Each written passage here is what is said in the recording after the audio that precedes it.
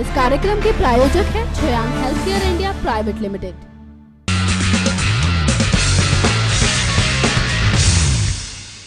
नमस्कार, मैं हूं गायत्री गुप्ता। आपका स्वागत करती हूं हमारे खास प्रोग्राम आमने सामने में। आज हम इस प्रोग्राम में जिनसे आपकी मुलाकात कराने वाले हैं वो hellopanditji.com के फाउंडर हैं, साथ ही साथ सीरियल एंटरप्रेन्योर और मोटिवेटर हैं। चलिए उनसे जानते हैं कि आखिर उनके आने वाली भविष्य की योजनाएं क्या हैं और उनके कार्य और अनुभव के बारे में कुछ बातें साझा करते हैं। चंद्रशेखर सिंह जी, आपका हार्दिक स्वागत है हमारे प्रोग्राम में। मैं आपसे सबसे पहले जानना चाहूँगी hellopanditji.com जो अपने साइट एक आपने अभी हाल फिलहाल स्टार्ट की है, उसके माध्यम से आप क्या ऐसा कंटेंट लोगों को उपलब्ध कराएं, क्या ऐसी सुविधाएं लोगों को दे रहे हैं? देखिए, hellopanditji.com इंडिया का नंबर 1 स्पिरिचुअल पोर्टल बनने की कामना करता है।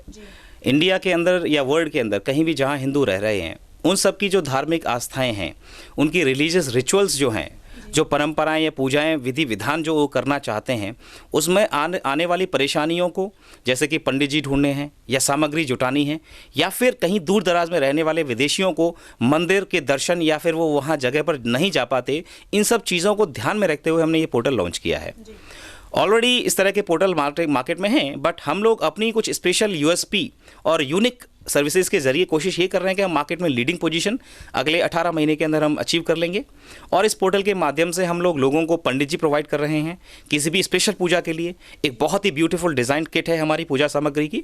और साथ ही साथ बाहर रह रहे विदेशों में एनआरआईज या person of Indian origin, PIO जिसको हम बोलते हैं, उन सब लोगों के लिए हम ई पूजा के माध्यम से दोष निवारण या काल सर्प दोष पूजा निवारण या फिर श्राद्ध पूजा हम लोग उनके लिए करवाएंगे। आपने बताया hellopanditji.com के कंटेंट के बारे में। आपसे जानना चाहूँगी, ऐसी बहुत सी साइट्स आजकल फील्ड में हैं, बहुत से लोगों को हमने एस्ट्रोलॉजी के तौर पे देखा है, जो लोगों को लुभाने की बहुत सी अच्छी अपनी अपनी प्रक्रियाएं दिखा रहे हैं। और एक हमारे जो देश में एक संस्कार और एक पूजा पाठ का बड़ा चलन है, तो उसमें आपकी जो साइट है वो कितनी लोगों के लिए महत्वपूर्ण या इतनी लाभदायक कैसे साबित होगी?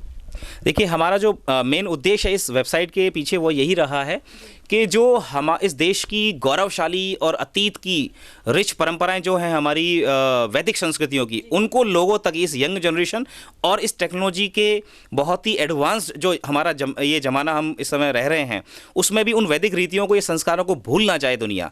और उन भूलने के चीज़ों में जो भी रोड़े आ रहे हैं, चाहे वो मंदिरों तक नहीं जा पाते हैं या उस तरह के वैदिक रीतियों से पूजा करने वाले पंडित जी नहीं मिल पाते हैं, या वो सामग्री या वो जो अनुष्ठान करने के लिए पूरा प्रॉपर अरेंजमेंट आप नहीं कर पाते हैं, उसमें ये पोर्टल आपकी मदद करे। ये हमारी कोशिश है। अब रही बात कि कंपटीटर मार्केट में है ऑलरेडी, बिल्कुल ठीक है। हर एक मार्केट में बहुत सारे, और ये मार्केट आस्था या स्पिरिचुअल मार्केट की अगर हम बात करें, ऑल्दो ये मुझे कहना अच्छा नहीं लगता स्पिरिचुअल मार्केट, बट यस, जो कैलकुलेशंस फोर्ब्स जैसी मैगजीन ने या टाइम्स ऑफ इंडिया जैसे न्यूज़पेपर ने फिलहाल किया है कि $40 बिलियन से भी ज़्यादा बड़ा मार्केट साल का ये है। तो उसमें से हम एक बहुत छोटा सा पार्ट दिल्ली, NCR और बेंगलोर से हमने शुरू किया है, और आज ही हमने मुंबई से भी शुरुआत कर दी है अपने इस पोर्टल की सर्विसेज की।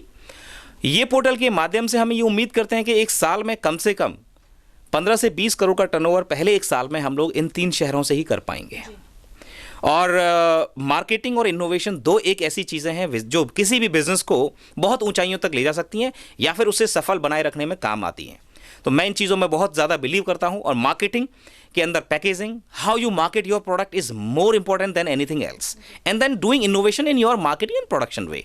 तो इन दो चीज़ों की हम अगर एम्फेसिस करते हुए जाएंगे तो इस पोर्टल को हम बहुत नई ऊंचाइयों तक ले जा सकते हैं। आपने पोर्टल को नई ऊंचाइयों पर ले जाने की बात की। आपसे एक और बात जानना चाहूँगी, आपकी कार्य और अनुभव के बारे में जानना चाहूँगी। आगामी जो आने वाले समय में आपकी ऐसी क्या योजनाएं और आपका पिछला क्या कार्य, क्या अनुभव रहा है साइट्स को लेके, या इसके पहले आपने क्या कुछ किया, हमारे दर्शकों को बताना चाहेंगे?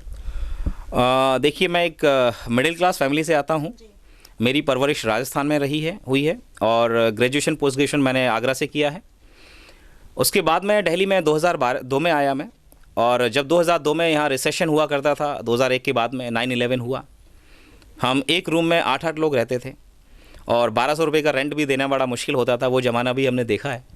उस समय मैं फ्रेंच और जर्मन के ट्यूशन्स पढ़ाकर अपनी इनकम करता था। और मैंने फिर सिटी बैंक के साथ काम किया, इंडिया पोस्ट में काम किया। मुझे सेल्स बहुत अच्छी लगती थी। मुझे टाई लगाना, बैग लेकर जाना, लोगों से मिलना बहुत अच्छा लगता है। तो वो जो सेल्स करने का जो जज्बा था वो मुझे यहाँ तक ले आया है। और मैं ये मानता हूँ कि किसी भी एंटरप्रेन्योर को या किसी भी बिजनेस की स्टार्ट करने की चाह रखने वाले व्यक्ति को सेल्समैन होना बहुत ज़रूरी है, और एक अच्छा सेल्समैन होना आपकी सक्सेस के अंदर गारंटी लेकर आ सकता है।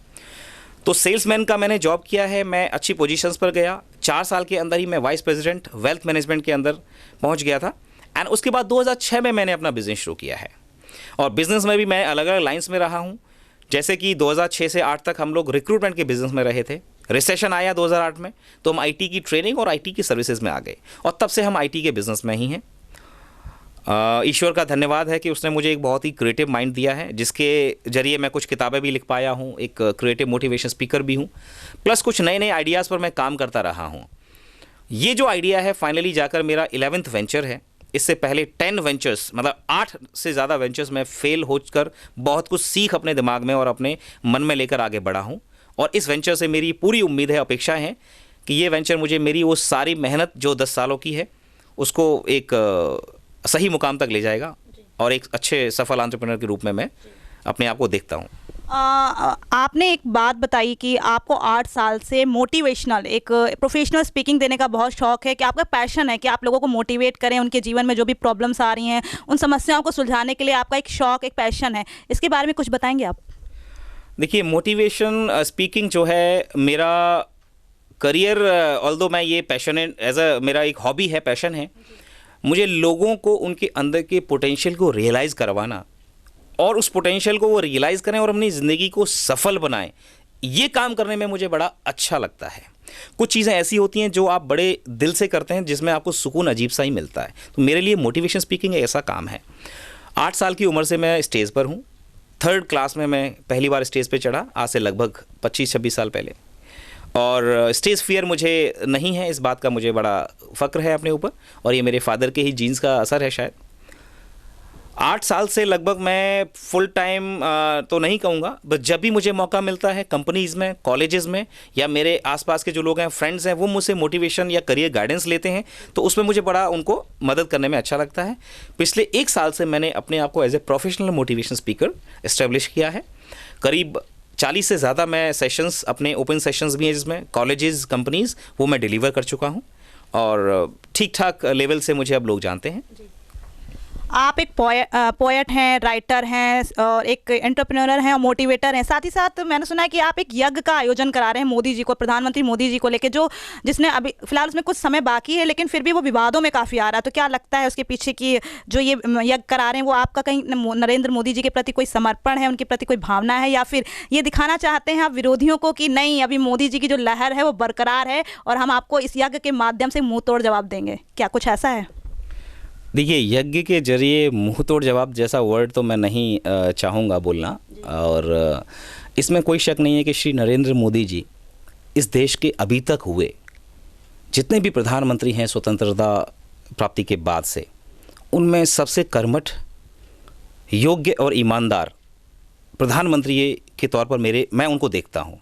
और मुझे लगता है एक आम नागरिक की तरह से, एक जिम्मेदार नागरिक की तरह से, कि वो इस देश को जिस ऊंचाई पर हमारा देश होना चाहिए, जो संसाधन, जिस तरह का रिसोर्सेज, यंग पॉपुलेशन हमारे पास है, टैलेंट हमारी पॉपुलेशन के पास है, इस देश को जिन ऊंचाइयों पर जाना है वो श्री नरेंद्र मोदी जी के नेतृत्व में ये देश जा सकता है। और मैं कामना करता हूँ ईश्वर से कि वो 2 और कार्यकाल प्रधानमंत्री कार्यालय में वो बिताएं, मतलब 10 साल, और वो इसका 5 साल के सफल कार्यकाल के बाद 10 साल और इस देश के प्रधानमंत्री बने रहें। इस कामना से उनकी अच्छी सेहत के लिए मैं ये महायज्ञ का आयोजन मार्च 2016 में दिल्ली के एक बहुत बड़े स्टेडियम में करूंगा। जी, आपने जैसा बताया कि महायज्ञ का आयोजन आप कर रहे हैं, मोदी जी आगामी आने वाले सालों में फिर से प्रधानमंत्री बने देश के।